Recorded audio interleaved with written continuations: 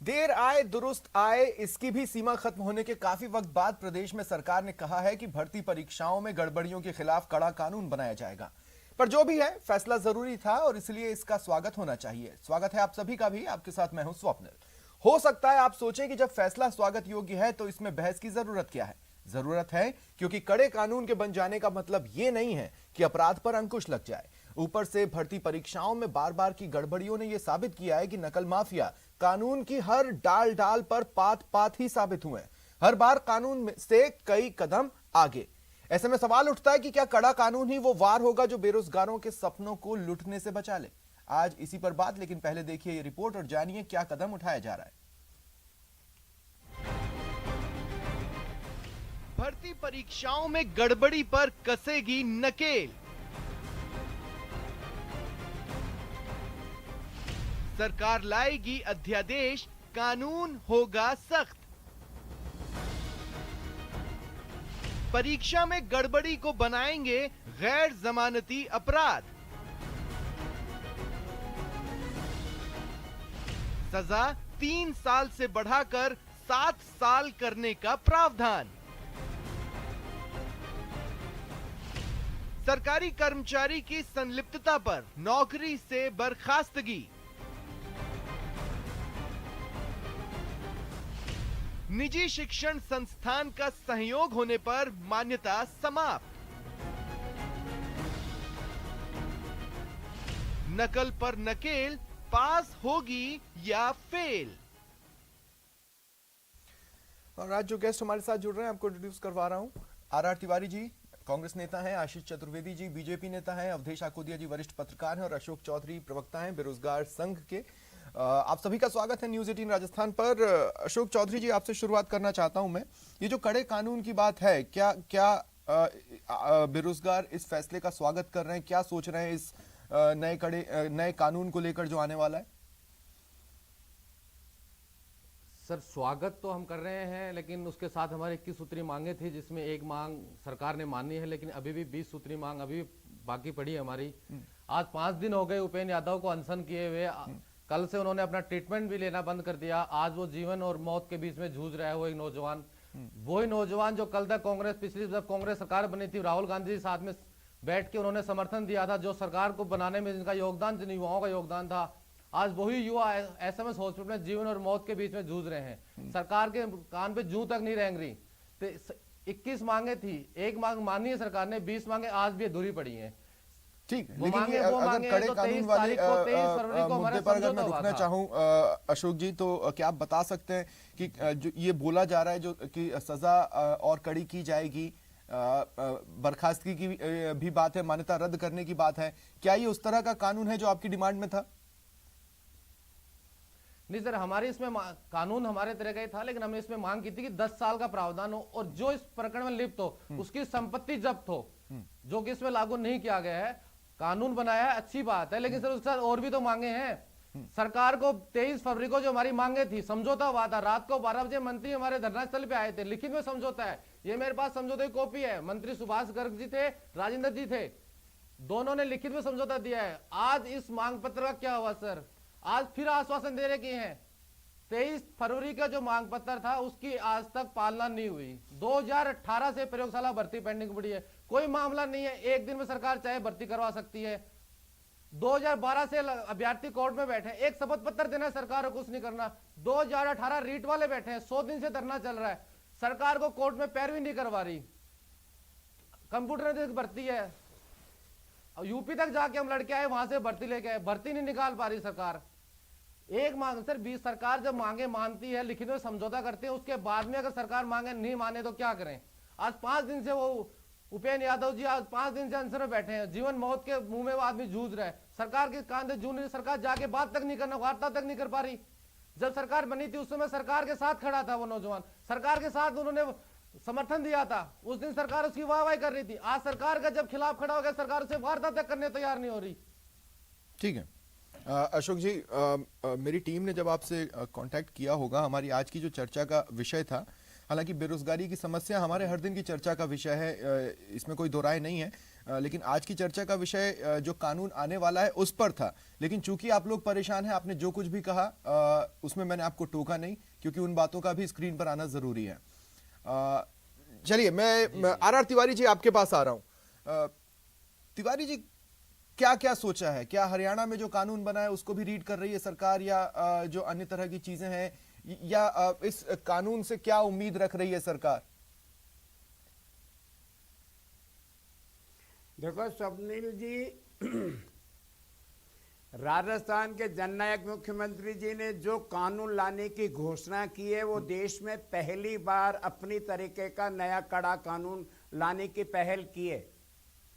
अभी अशोक चौधरी कह रहे हैं कि हमने उनमें कहा था कि उनकी संपत्ति जब्त कर लो।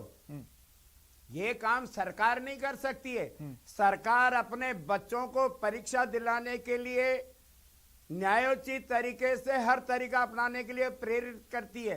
और जननायक अशोक गहलोत ने राजस्थान में इन बेरोजगार लड़के लड़कियों को रोजगार देने के लिए अच्छी नीयत से हमने 16.5 लाख बच्चों को रीट की परीक्षा एक दिन में दिलाकर के इतिहास कायम किया राजस्थान में। अब उसमें कुछ गड़बड़ी, उसके पहले ही 24 तारीख को 26 तारीख को परीक्षा हुई थी स्वप्निल जी। 24 तारीख को जननायक ने रात को घोषणा कर दी थी कि अगर कोई सरकार का कर्मचारी, सरकार का बाबू, चपड़ासी कहीं संलिप्तता होगी, अगर किसी निजी शिक्षण संस्थान का अगर कोई कर्मचारी पाया गया तो वो कर्मचारी सरकार का है, वो बर्खास्त होगा। और निजी शिक्षण संस्था की हमने मान्यता समाप्त करने के लिए हमने आदेश जारी करवाया था। ठीक है, लेकिन वही बात, धारा 302 के तहत मर्डर का केस तो हो जाता, लेकिन उसके गली निकाल लेते हैं वकील लोग। चोरी करने वाले नए नए तरीके से करते हैं। और इसीलिए ये उपेंद्र यादव के लिए मैं कहना चाहता हूं, उपेंद्र भाई, आपकी हर बात के साथ में सरकार है। आप हमारे बच्चे हो, जननायक अशोक गहलोत तो आपको अपने बच्चों की जैसे प्यार करते हैं। आप अपना अनशन समाप्त करें। नहीं, देखिए आर तिवारी जी, सरकार को एक बात समझनी पड़ेगी, और मेरे ख्याल से हर राजनेता को यह बात समझनी पड़ेगी कि बेरोजगार कोई एकाएक आक्रोशित नहीं होता है। वो लगातार प्रदर्शन कर रहा था, बीजेपी राज में भी, कांग्रेस राज में भी। आश्वासन आप ही लोगों ने दिए, लेकिन जब उसे समय पर पूरा होते नहीं देखते हैं तो कोई भी इस तरह के कदम उठाने पर मजबूर हो जाता है, क्योंकि नॉर्मल बातचीत आजकल राजनेता या प्रशासन सुनने को तैयार नहीं होते। पहली बात। दूसरी बात यह कि आपने कहा कि संभवतः देश में पहली बार नहीं, अभी कुछ ही दिनों पहले हरियाणा में इस तरह का कानून आया जिसमें 10 साल तक का प्रावधान है, बर्खास्तगी की बात है, जुर्माना भी 10 लाख तक है। वहां पर यह कानून बन चुका है। अब मैं आपसे ये एक चीज और आर तिवारी जी मैं पूछना चाहता हूं कि अगर आप सिंपैथी सोचकर कानून बनाएंगे तो कानून कड़ा कैसे होगा? सिंपैथी कैसे? सर, जो भी सरकार नकलचियों को, नकल कराने वालों को कड़ी से कड़ी सजा देने के लिए मुख्यमंत्री जी ने जब देखा, नहीं, लेकिन आप उस सजा को एक्सट्रीम तक ले जाना नहीं चाह रहे हैं ना। देखिए, बेरोजगार ये कह रहे हैं कि संपत्तियां जब्त कीजिए। मैं ये नहीं कह रहा हूं कि आप संपत्ति जब्त कीजिए, लेकिन उसको एक्सट्रीम एंड कर दीजिए। एक्सट्रीम एंड कहने का मतलब यह है कि अब उस परिवार से कोई भी कभी भी सरकारी नौकरी के लिए अप्लाई नहीं कर पाएगा। एक्सट्रीम एंड तक ले जाइए, तब तो कानून कड़ा है। संगठन की तरफ से आपका सुझाव ठीक है कि उस परिवार के साथ में ऐसा बर्ताव होना चाहिए कि उसके आने वाले बच्चों को भी परीक्षा से वंचित किया जाए। हम राजस्थान प्रदेश कांग्रेस संगठन की तरफ से मुख्यमंत्री जी को निवेदन करेंगे। लेकिन फिर कह रहा हूं, हमारे शिक्षा मंत्री जी ने कहा कि ये तो चुनाव, 2 उपचुनाव आ गए राजस्थान में, 30 अक्टूबर को हमारे मतदान होगा, इसलिए ये जो नियुक्तियां जारी करनी थी नई परीक्षाओं की, उनको हमको स्थगित करना पड़ा। लेकिन फिर कह रहा हूं, संघीय ढांचे में केंद्र की सरकार और राज्य की सरकार बेरोजगारों को रोजगार देने के लिए एक संयुक्त रूप से कदम उठाएं। मैं अशोक चौधरी तो उठाएं, वो किसने रोका है? मैं खुद नहीं कभी समझ पाया कि देश के प्रधानमंत्री भाजपा कांग्रेस दोनों चाहती है बेरोजगारों को नौकरी मिले, तो फिर रोका किसने है? सही चीजें प्रोसेस कीजिए और लोगों को नौकरियां दीजिए। आशीष चतुर्वेदी जी, अब मैं आपके पास आ रहा हूँ। आशीष चतुर्वेदी जी, मैं आपसे पूछना ये चाह रहा हूँ कि विपक्ष के तौर पर आप क्या देख रहे हैं इस कानून में? बीजेपी राज में लाठियां खाई है और आपको समर्थन देकर सरकार में बना है। आपकी सरकार 2 मिनट अशोक जी, मैं आगे भी आपके पास आऊंगा। आशीष चतुर्वेदी जी, 5 साल राहुल बीजेपी राज में लाठियां खाई है, आज बात करने तो तैयार नहीं हो रही सरकार। भेजो ना, कहां दिक्कत आ रही है? आज एसएमएस बैठा जाए ना उपेंद्र यादव से बात करने के लिए सरकार। अशोक जी सरकार को आगे भी आपके पास आऊंगा सर। 23 अशोक जी चुनाव आ रही है, मेरा साथ दीजिए तो आ जाए सर। 23 फरवरी को समझौता हुआ था, आज तक लागू नहीं किया सरकार ने। अशोक जी मंत्री मना कर रहा है। मैं आपसे रिक्वेस्ट कर कमेटी का सदस्य हूं, मुझे मैं क्या कर सकता इस चर्चा को आगे बढ़ाने दीजिए। हम एक ही जगह पर रुकेंगे तो ये आगे नहीं बढ़ेगी। मैं आगे भी आपके पास आऊंगा। आशीष चतुर्वेदी जी। देखिए स्वप्निल जी, तिवारी जी अभी बोल रहे थे कि 16.5 लाख जो अभ्यर्थी हैं उनको बैठा करके एक इतिहास बनाया है। स्वप्निल जी आप बताइए ऐसा कौन सा इतिहास बनाया है जो 5 बार स्थगित कराने के बाद जब एग्जाम कराते हैं वो भी अभी संशय के घेरे में हैं। 15 से अधिक आप सरकारी अधिकारियों कर्मचारियों को इस पे सस्पेंड कर चुके हैं। 50 से अधिक लोग गिरफ्तार हो चुके हैं। जो मुख्य आरोपी है भजन लाल, उसका अभी तक कोई अता पता नहीं है। और आप देखिए ये जो एग्जाम कंडक्ट करवाया गया था, ये सरकार की जो राजस्थान बोर्ड है उसने कंडक्ट करवाया था। अभी तक अल्टीमेटली जो पेपर आउट हुआ उसमें एक भी अधिकारी कर्मचारी की लिप्तता सामने नहीं आ रही है। आप देखिए अल्टीमेटली जो पेपर प्रिंट करवाया वो राजस्थान बोर्ड ने करवाया है। जो भजन लाल जो है वो कहीं भी इस तरह से इन्वॉल्व नहीं था। तिवारी जी आप शांत रहिए। तिवारी जी मैं आऊंगा आपके पास, आगे भी आऊंगा ना तिवारी जी। 2 मिनट उनको अपनी बात तो पूरी कर लेने दें। तिवारी जी एक मिनट शांत रहिए। तिवारी जी आप बोल रहे थे, मैं बीच में नहीं बोला था। तिवारी जी तिवारी जी मैं भी आपसे रिक्वेस्ट कर रहा हूँ, इस तरह से चर्चा नहीं हो पाएगी। रुकिए ना, मैं आगे भी आपके पास आऊंगा, आप काउंटर कीजिएगा। आशीष जी अपनी बात कंप्लीट करें, मुझे सवाल लेना है। देखिए स्वप्निल जी, ये सरकार ऐसे कई रीट जो एग्जाम है एकमात्र ऐसा एग्जाम नहीं जिसका पेपर लीक हुआ है। अभी जो जयन वाला जो एग्जाम हुआ, ऐसा ही वाला एग्जाम हुआ या नीट हुआ के घेरे में, नीट भी आउट हुआ है। पहले लाइब्रेरी भर्ती परीक्षा का पेपर रद्द हो चुका है, या नीट भी आउट हुआ का पेपर रद्द हो चुका है। आप देखिए किसी लीक के कारण नहीं, लेकिन आशीष जी ये कोई एकमात्र नीट भी तो आउट हुआ है, उसमें कौन सी गिरफ्तारियां हुई हैं अब तक? जांच चल रही है ना, आप उस जांच की गति से संतुष्ट हैं, इस जांच की गति से संतुष्ट नहीं है? नहीं, हम किसी भी जांच, देखिए अल्टीमेटली आप मुझे बताइए 3 साल सरकार को होने वाले हैं। सरकार ऑन रिकॉर्ड बताए ना कि हमने इतने लोगों को रोजगार दिया। सरकार रोजगार दे नहीं पा रही है। सारी भर्तियां इनकी विवादों के घेरे में चल रही है। आप देखिए एक भी भर्ती ऐसी नहीं है जो इन्होंने निकाली और उसको पूर्ण करा लिया हो इन्होंने। हमने अपने जमाने में भी 2 बार रीट करवाया और कई विद्यार्थियों को हमने नौकरी देने का काम किया। आप देखिए आपने रीट करवाया, रीट 2018 का हश्र हम आज तक देख रहे हैं। नहीं, उसमें अपॉइंटमेंट हो चुका है। स्वप्निल जी अगर आपको ध्यान होगा तो चुनाव के समय में हमने बकायदा अपॉइंटमेंट जारी कर दिए थे, जिसको कांग्रेस ने इलेक्शन कमीशन के पास जाकर के रुकवाने का काम किया।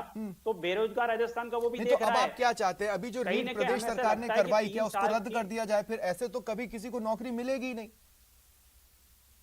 नहीं, देखिए रद्द होने वाली और नहीं होने वाली बात नहीं है। मुझे आप बताइए स्वप्निल जी, क्या आप ऐसा मानते हैं ये पेपर लीक हुआ है या नहीं हुआ है?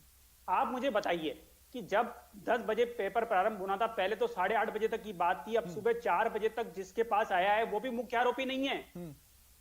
आप देखिए वो इस तरह की बातें आ रही है कि उसने जगह जगह पे बाड़मेर में लोगों को पेपर दिया है, सवाई माधोपुर में ठीक है। आशीष जी मैं आगे आता हूं आपके पास। अब अवधेश जी मैं आपको भी शामिल करना चाहता हूं इस डिबेट में। अवधेश जी मैंने शुरुआत में ही कहा था, कड़े कानून का मतलब ये कहीं नहीं होता है कि ये अब अंतिम वार है और अपराध पर अंकुश लग जाएगा। अभी तो बहुत से कदम चलने, ये अकेला कदम काफी नहीं हो सकता। बिल्कुल स्वप्निल जी, केवल कानून बनाने से कोई भी अपराध नहीं रुकता है। यदि कानून बनाने से अपराध रुक जाता तो हत्याएं नहीं होती, चोरी नहीं होती, बलात्कार नहीं होते, ये सारे के सारे अपराध घटित नहीं होते। लेकिन कानून जरूरी होता है और सिर्फ कानून बनाने से काम नहीं चलता है। किसी भी प्रकरण में आरोपी को पकड़ना, उसकी जांच करना, उसको सजा तक पहुंचाना, यदि तय समय में लोगों को सजा मिल जाए, उदाहरण पेश किया जाए, तो निश्चित रूप से अपराध में कमी आती है।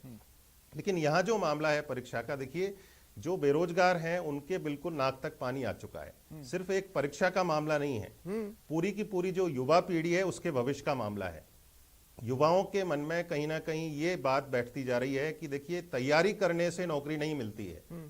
नौकरी यदि आपको लेनी है तो कहीं से पेपर का इंतजाम कीजिए, कोई जुगाड़ कीजिए जिससे आप ये सारी तिकड़म बिड़ा के और नौकरी प्राप्त कर लें। यदि युवाओं के मन में ये धारणा बैठ गई तो ये पूरी की पूरी युवा पीढ़ी के भविष्य के लिए बहुत ही खतरनाक स्थिति होगी। और ऐसा इसलिए हो रहा है कि कोई भी परीक्षा होती है उसका आयोजन ठीक ढंग से नहीं होता है। उसमें कहीं ना कहीं इस तरह की चीजें निकल के आती हैं कि अभ्यर्थियों को लगता है कि पेपर लीक हुआ है, पेपर आउट हुआ है। जहां तक रीट वाले मामले का सवाल है, ये तो खुद एसओजी ने बताया कि पेपर लीक हुआ है और अभी जांच चल रही है, वो पेपर यदि इतने लोगों के पास पहुंच गया है जिनको ट्रेस नहीं किया जा सकता है, तो 100% पेपर आउट हुआ है और सरकार के पास कोई विकल्प नहीं बचेगा पेपर परीक्षा रद्द करने के अलावा। लेकिन ये पूरी की पूरा जो आप कानून बनाया है निश्चित रूप से स्वागत योग्य है। इसका इम्प्लीमेंटेशन बहुत बेहतर ढंग से होना चाहिए और एक मिसाल कायम करनी चाहिए। कोई इस तरह का कार्य करेगा तो उसको सजा मिलेगी, सख्त सजा मिलेगी। लेकिन उसके साथ जो सिस्टम में लूप होल हैं, एग्जैक्टली अब देखिए, मैं यही ये जो कहना रीट चाह का रहा हूं, देखिए, पेपर निकला अवधेश जी, है, मैं ये कहना चाह रहा हूं कि अगर उन तमाम लोगों की तनख्वाह में जोड़ लूं ना जो परीक्षा कराने के लिए जिम्मेदार होते हैं अलग अलग विभागों से पेपर आउट ना होने तक, तो वो करोड़ों में बैठती है। अब कहने का मतलब मेरा ये है कि कहाँ कौन सा जो धड़ा है वो लिजलिजा है, ये पता करना अपने आप में बहुत बड़ी चुनौती होगी। लेकिन आप उस सिस्टम को या तो पूरा नया बनाए, आप पुराने को सुधारते रहेंगे तो गड़बड़ी की गुंजाइश हमेशा रहेगी। बिल्कुल स्वप्निल जी, देखिए ये इसमें कोई दो राय नहीं है कि जो सिस्टम सरकार का है पूरा के पूरा जो परीक्षा के आयोजन से जुड़ा होता है उसमें से ही कहीं ना कहीं पेपर निकलता है और आउट होता है। हाँ। वरना जो पूरा के पूरा जो काम है वो गोपनीय ढंग से होता है। इतना सीक्रेट काम, उसमें कोई बाहर का आदमी सेंध लगा ही नहीं सकता है जब तक कोई अंदर का आदमी इन्वॉल्व नहीं है। Exactly. तो जो अंदर का आदमी इन्वॉल्व है उसको आप कैसे रोकोगे? आप कानून बना दोगे उससे वो नहीं रुकेगा। आपको सिस्टम में जो लूप होल है उनको ठीक करना पड़ेगा पहले। ठीक है आर तिवारी जी, मैं आपके पास एक आ रहा हूं और देखिए तिवारी जी, आप बुरा मत मानिएगा, मैं एक बात कह रहा हूं कि देखिए महात्मा गांधी हम नहीं हो सकते, आप नहीं हो सकते, ये बेरोजगार भी नहीं हो सकते, उनके सब्र की बात ही अलग थी, है ना। लेकिन आप और हम जैसे आम लोगों के सब्र का बांध तो छलकता है ना, और अगर छलकता है तो बेरोजगारों का छल का है, दिक्कत का है, आप जाकर उन्हें संभाल क्यों नहीं सकते? ये बेरोजगार हमारे राज्य की धरोहर है, हमारा नया राजस्थान है। हम इनके आगे सब कुछ करना चाहते हैं स्वप्निल जी, लेकिन राज्य के आय के साधन भी तो हमको देखना पड़ेगा। नहीं, पर विपक्ष हर में तो आपको सरकार देखने को चाहे तैयार नहीं कैसी थे। भी आप किसी सरकार भी में दल आके की कौन से सरकार लूपहोल हो, ढूंढ लिए ऐसे? हर बेरोजगार को रोजगार नहीं दे सकता है। जब आप विपक्ष में थे तिवारी जी और ये बेरोजगार आंदोलन कर रहे थे, आप उनके आंदोलन स्थल तक जाते थे ना, हर कोई जाता था ना। आज उनके आंदोलन स्थल पर सरकार का चेहरा नहीं जा सकता, क्यों? ये मैं मानने को तैयार नहीं। हमारे संगठन के साथी तो जाते ही हैं। अगर सरकार से अगर बात करना चाहते हैं तो अपना प्रतिनिधि मंडल भेजें, हमसे बात करें, मैं इनकी विपक्ष में मदद आप करूंगा। चले जाते थे, अब आप चाहते हैं कि प्रतिनिधि मंडल भेजा जाए। मैं इनकी मदद करूंगा। ये किन से बात करना चाहते हैं? अरे उपेंद्र यादव तो मुख्यमंत्री जी से सीधे बात कर सकता है। उपेंद्र यादव को तो मुख्यमंत्री जी ने पूरा अपना, उनकी हर बात को सुनते हैं, प्यार से बात करते हैं। उपेंद्र यादव तो कह नहीं सकता। जब राज्य का जननायक उपेंद्र यादव से बात कर सकता है तो बाकी मंत्रिमंडल के साथियों को बात करने में क्या दिक्कत है? समझना पड़ेगा ना कि लेकिन कहीं दिक्कत ना ये कहीं कि हम बात एक कर दूसरे करके से वो बात इंसान नहीं थक करना गया होगा, चाहते हैं। या बात कर उपेंद्र करके यादव बेरोजगार उनके थक साथी चुके केवल हैं। नेतागिरी करना चाहते हैं। अब देखिए, अब हर चीज नेतागिरी होगी क्या? आज देखो जी, तिवारी जी ने आज चौधरी कह जी दिया जवाब नेतारी करना चाहते हैं। तिवारी जी सर देखो सर, ये बात गलत। आज बेरोजगार लड़ रहा है वो इंसान, आज उसके नेतागिरी की बात आ गई। अरे भाई, जब नहीं सर, राज्य गलत, आपने ये वर्ड गलत इस्तेमाल किया कि उपेंद्र यादव नेतारी कर रहा है। अगर उसको नेतारी करना होती तो किसी पार्टी को ज्वाइन करता, वो आपको समर्थन नहीं देता चुनाव के अंदर। सवाल आज वो अनशन में नहीं बैठता, वो अपनी जिंदगी और मौत के लिए नहीं बैठता सर। वो राजस्थान के बेरोजगार के लिए बैठा है। सवाल ये कि नीयत अच्छी है सरकार की, कड़े कानून ला रही है। अशोक गहलोत अपने सीमित साधन में राजस्थान के बच्चों को रोजगार देना चाहते हैं, केवल शिक्षा विभाग में ही नहीं, तमाम विभागों में, मेडिकल में, दूसरे विभागों हमने में। कब कहा कि राजस्थान के हर आदमी को रोजगार अगर दो? किसी के हम सब्र तो का कहना चाह बांध रहे हैं कि छलका सर, है मेरी तो बात हमें ये है, समझना सर, पड़ेगा एक कि बात। क्या कारण है कि उनके सब्र का बांध छलका। हम हर चीज को नेतागिरी में जोड़ सकते हैं। देखिए, अगर नेतागिरी में ही जोड़ना होता तो बेरोजगारों ने बार बार कहा है हम चुनाव में उतरेंगे, लेकिन आप ही लोगों के आश्वासन के बाद कदम पीछे खींचा है इन लोगों ने। स्वप्निल जी, इस रीट की परीक्षा को लेकर हाईकोर्ट कौन गया हुआ है? इन्हीं बेरोजगारों के साथी तो गए हैं। आज जब एसओजी खारिज हो गई जांच ना कर याचिका? रही है, सर खारिज सीबीआई हो से गई करवा दो, याचिका। कहाँ दिक्कत आ रही है? जब हम याचिका खारिज सीबीआई हो से गई, जो मांग लोग कर रहे गए हैं, थे। सीबीआई जांच करवा दो। हालांकि उनको अगर दूसरा पेपर रास्ता आउट नहीं कोर्ट ने हुआ, सुझा दिया है। एसओजी लेकिन पर क्यों नहीं अब विश्वास वापस मैं आ रहा हूं, आपको? अशोक चौधरी जी, अभी तक अशोक आज चौधरी जी, का मेरा राष्ट्र- सवाल लीजिए। सर, आज- अशोक चौधरी जी, अशोक चौधरी जी, मैं जी, आपसे एक जो सीधा सा सवाल पूछना चाहता हूं वो ये है कि मान लीजिए कड़ा कानून भी बन गया, उसका वो ये इस बात की गारंटी तो नहीं है कि नौकरी मिल गई। नहीं सर, देखिए हमने कभी भी ये नहीं कहा कि राजस्थान के हर युवा को रोजगार मिलेगा। हम ये कह रहे हैं सरकार ने 2000 वैकेंसी पद निकाले, 5000 निकाले, उन भर्तियों को तो टाइम पे पूरा करें सर। 2012 से भर्तियां पड़ी है, 13 की भर्तियां पड़ी है, 16 की पड़ी है, 18 की पड़ी है भर्तियां। हम तो कह रहे जो भर्तियां आप 10,000 पदों में निकाल रहे हो, 10,000 भर्तियां टाइम पे पूरा कर दिए, 10,000 को रोजगार टाइम से दे दो सर। उनको भी रोजगार टाइम से नहीं मिल रहा। हम कह रहे हैं सब कुछ सही हुआ है, अगर कोई पेपर आउट नहीं हुआ है सीबीआई से जांच करवा दो, दोषियों सजा मिल जाएगी, सरकार भी खुश है, बेरोजगार भी खुश है। हमने तो नहीं कहा ना, हम बात कर रहे हैं कि संपत्ति जब्त हो सर। जो आदमी ने फर्जी तरीके से